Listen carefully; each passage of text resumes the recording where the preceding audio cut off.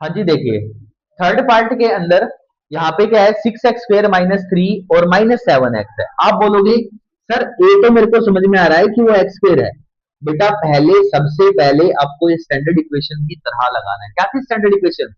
ax² bx plus C, ऐसी थी कि कांस्टेंट लास्ट में ही था सर, और x वाली टर्म बीच में थी।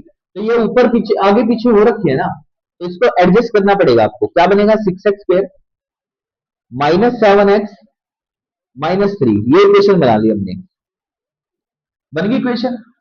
अब मेरे को क्या करना है, मैंने आपको बताया था मेरे को तो बीच वाले को क्या करना है, स्प्लिट करना होता है।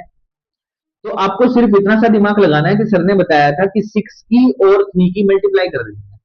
आपने यहाँ पे लिख ली 6 की और 3 की मल्टीप्लाई 18 होती है। 18 के फैक्टर भी आपको करने हैं, तो करो। कितना बन जाएगा? 2, और ये कितना बन जाएगा? 9, और ये 3 आ जाएगा, ये 3 आ जाएगा, ये 3 आ जाएगा, ये 1 आ जाएगा। फैक्टर तो आपको बिल्कुल इजीली आते हैं, चैप्टर 1 में भी सीख लिए होंगे। तो इस तरीके से हमने 18 के फैक्टर कर लिए हैं। लेकिन अपने पास तो 3 आ गए, हमें तो 2 में काम करना है। मीन्स 2 की आपको मल्टीप्लाई करनी है और एक प्लस या माइनस करना है। ध्यान रखना ये बात। दो अगर जो आपने क्या कर लिया, सपोज दैट आपने इन दोनों की मल्टीप्लाई कर दी है, तो कितना आ जाएगा? 9 आ जाएगा। कितना आ जाएगा?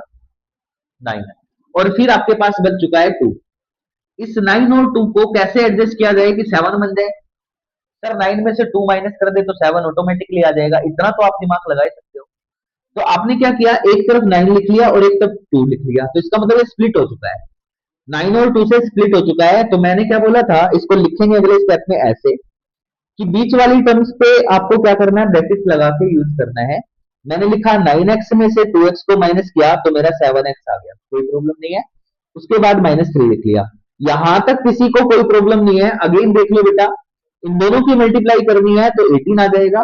18 आने के बाद हमने क्या किया, दोनों को फिर से फैक्टराइज किया, तो इस तरीके से फैक्टराइज हो जाएगा। अब आपको ये दो में तोड़ने थे, लेकिन अपने पास तो 3 नंबर है, तो इसका मतलब कि दो की मल्टीप्लाई करनी है और एक एडजस्ट करना है प्लस माइनस करके। तो दो की मल्टीप्लाई ऐसे जरूरी नहीं है कि दो 3 आएंगे, 4 भी आ सकते हैं, 5 भी आ सकते हैं, 6 भी आ सकते हैं। तो आपको दो में बनाने पड़ेंगे वो। तो दो में कैसे बनाओगे वो आपको देखना है एक बार। अगर जो अलग से क्वेश्चन आते हैं तो मैं आपको बताता जरूर हूँ कि वो कैसे होने वाले हैं। तो अभी देखो, ये दो में किया, इसको 9 आ गया, 9 में से 2 माइनस किया तो 7 आ गया। तो इस तरीके से हमने इसको लिख लिया है। 9x - 2x 7x आ जाएगा। बाहर ब्रैकेट है, मतलब ब्रैकेट के अंदर ही ओपन करना है आपको। क्लियर है इतनी बात? अब हम क्या करेंगे, ब्रैकेट को ओपन करेंगे तो ये बन जाएगा 9x, और ये बन जाएगा प्लस में 2x -3 आ जाएगा। क्लियर है? इतना समझ में आ गया? अब आपको मैंने बताया था कि कॉमन लेनी आपकी जिम्मेदारी रहेगी, क्योंकि हर क्वेश्चन में जरूरी नहीं है कि सेम तरीके से कॉमन आए। तो देखो यहाँ पे क्या है, कितना x तो कॉमन आ ही जाएगा, और बेटा यहाँ से 3 भी कॉमन आ जाएगा, 2 तो आएगा नहीं, 3 आ जाएगा। तो मैंने क्या किया, 3 कॉमन कर लिया, x भी कॉमन कर लिया, तो यहाँ पे क्या बचेगा, 2x बनेगा, और यहाँ पे 3 बचेगा। देखो 3 की मल्टीप्लाई करके 9x आ जाएगा, तो 3 बचेगा बच्चे। क्या इसमें से कुछ कॉमन आ रहा है? यहाँ पे कुछ कॉमन नहीं आ रहा है, तो इसलिए मैंने क्या ले लिया, 1 ले लिया यहाँ पे, और 2x - 3। क्या मैंने बोला था कि दोनों सेम बनेंगे? देखो बच्चे, यहाँ पे भी 2x - 3 आ रहा है, और यहाँ पे भी 2x - 3 आ रहा है। जब 2x - 3 और 2x - 3 सेम आ रहे हैं, इसका मतलब अपना क्वेश्चन यहाँ तक बिल्कुल ठीक है। तो मैंने क्या किया, 2x - 3 को यहाँ से कॉमन कर लिया, 2x - 3 कॉमन आ गया, अंदर क्या बचेगा, 3x + 1 बचेगा। क्लियर है इतनी बात? ठीक है। सेकंड स्टेप में हमें क्या करना होता है, मैंने आपको बताया था सेकंड स्टेप में हमें क्या करना है, इन दोनों टर्म्स को, मतलब दोनों फैक्टरों को क्या करना है, जीरो के इक्वल पुट करना है।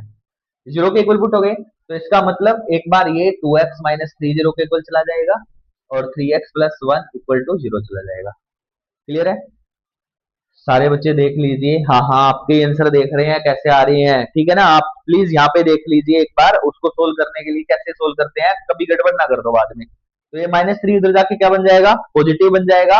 x इक्वल टू क्या बन जाएगा, 3/2 बन जाएगा। समझते हुए ना बच्चे, समझ लिया करो सारी चीजें, ठीक है। करने वाले तो तुम ही हो, बाद में तुम्हें ही करना पड़ेगा। इतनी जल्दी स्टेप मत किया करो, पहले देख लिया करो कि हाँ सर क्या कर रहे हैं, उसके बाद ही अटेम्प्ट किया करो, ताकि वो अच्छे से अटेम्प्ट हो जाए। फिर समझते हुए बिल्कुल जीरो पे जाके समझो, ताकि वो बिल्कुल अच्छे से समझ में आए। तो ये -3 इधर जाके क्या हो जाएगा, 3 हो जाएगा, और ये डिवाइड हो जाएगा, x आ गया। अब ये 1 उधर जाके क्या हो जाएगा, माइनस हो जाएगा, एक्स की वैल्यू क्या आ जाएगी, -1/3 आ जाएगी। क्लियर है? एक आपके पास अल्फा आ चुका है, एक आपके पास क्या आ चुका है, बीटा आ चुका है। इतना समझ में आ गया बिल्कुल? ठीक है, नोट कर लीजिए जल्दी से, देन आगे करते हैं। हाँ जी बच्चों, देखो अल्फा बीटा तक का सफर कवर हो चुका है, आधे सफर तक हम पहुंच चुके हैं। रिलेशन हमें चाहिए, और रिलेशन निकालना कैसे निकालेंगे देखिए।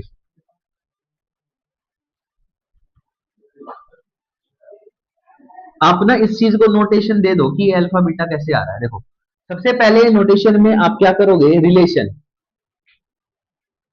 Relation of zeros means alpha और बीटा का रिलेशन आपको देखना है। सपोज दैट फर्स्ट, अच्छा रिलेशन कैसे बनेगा, या तो प्लस में बनेगा, या मल्टीप्लाई में बनेगा, या डिवाइड में बनेगा, कुछ ऐसे ही बनेगा। आपके पास दो ही है, ये तो प्लस या फिर क्या है, मल्टीप्लाई। तो एक तो आपके पास क्या है, सम ऑफ जीरोस, ऐसे लिखोगे सम ऑफ जीरोस, मतलब कि आपने क्या किया, अल्फा प्लस बीटा किया। अल्फा प्लस बीटा क्या आ रहा है बच्चे बताओ आप। चलो अल्फा की वैल्यू मैंने 3/2 पुट कर लिया, और बीटा की वैल्यू मैंने क्या कर लिया, -1/3 पुट कर लिया। तो एक बार देख लीजिए एलसीएम कितना आ जाएगा, इन दोनों का एलसीएम 6 आ जाएगा। 2 से डिवाइड करोगे तो 3 आएगा, 3 की मल्टीप्लाई इससे करोगे तो आप ऐसे करो, नीचे करो, सो दैट आपको समझ में आ जाएगा। तो 2 से मल्टीप्लाई करोगे कितना आ जाएगा, 2 से डिवाइड करोगे 3 आएगा, 3 9 बन जाएगा, ये 2 बन जाएगा। तो 7/6 आ रहा है, कितना आ रहा है, 7/6। अच्छा, इस वाली इक्वेशन में आप थोड़ा सा मैच करोगे तो आप एक बार देखो कैसे मैच हो रही है। ए की वैल्यू कितनी आ रही है, 6 आ रही है, ओके। बी कितना आ रहा है, -7 आ रहा है, ये है बेटा बी। और सी कितना आ रहा है, -3 आ रहा है, ये तीनों वैल्यू आ रही है। 7 आ रहा है, 6 आ रहा है, लेकिन ये तो पॉजिटिव है, तो इसलिए देखो ये -b/a है, दिख रहा है आपको, -b/a। अगर जो मैं इसको माइनस कर दूंगा तो पॉजिटिव आ जाएगा, -b/a 6 आ जा रहा है। तो इसका मतलब ये दोनों वैल्यू इक्वल आ रही है, आ रही है इक्वल, इक्वल आ रही है। तो देखो अल्फा प्लस बीटा -b/a के इक्वल ही आएगा। क्लियर है कहानी? देन सेकंड देखो क्या आता है, product of zeros. Product of zeros में क्या निकालते हो, अल्फा डॉट बीटा निकालते हो। अल्फा मल्टीप्लाई में बीटा कितना, -1/3 है, 3 से 3 कैंसिल आउट हुआ, -1/2 आ गया, क्या आ गया, -1/2। सी की वैल्यू कितनी है, सी की वैल्यू कितनी है, देखो एक बार सी बाय में 6 आएगा ही। चलो इसको पुट करके देखते हैं, सी बाय ए कितना आ रहा है, सी देखो कितना है, -3 है, ए कितना है, 6 है, डिवाइड करके देखो कितना आ रहा है, -1/2। तो सी बाय ए की वैल्यू कितनी आ रही है, -1/2, मीन्स ये दोनों इक्वल है, और इक्वल है तो इसका मतलब आपका रिलेशन जो है वो सेटिस्फाई हो गया है, और आपका जो क्वेश्चन है बिल्कुल प्रॉपर तरीके से ठीक हो चुका है, मतलब जो अल्फा बीटा है वो बिल्कुल ठीक आए हुए। ये रिलेशन था, ठीक है, क्वेश्चन भी समझ में आ गया, रिलेशन भी समझ में आ गया, ठीक है, अच्छे से समझ लो। फिर नेक्स्ट क्वेश्चन में इसको बड़े अच्छे से अप्लाई करेंगे। और एक क्वेश्चन मैं आपको दे रहा हूं, लिखो क्वेश्चन लिखो, सारे बच्चे क्वेश्चन लिखो। x² - 2x, ये लिख लो, x² - 2x और -8, इसको सोल्व करके में करना है आपको। नहीं हुआ तो नेक्स्ट वीडियो में हम इसी को सोल्व कराएंगे, आप एक बार देख लेना, ओके ठीक है, आगे समझ में। हाँ एक और बात भाई, अगर जो आपको ये चीजें समझ में आ रही है तो इसको आगे, चैनल को आगे बढ़ाइए, उन बच्चों तक पहुंचाइए जिन बच्चों को बहुत जरूरत है, ठीक है ना। तो जल्दी से चैनल को सब्सक्राइब कर लीजिए, और all the best for your exam.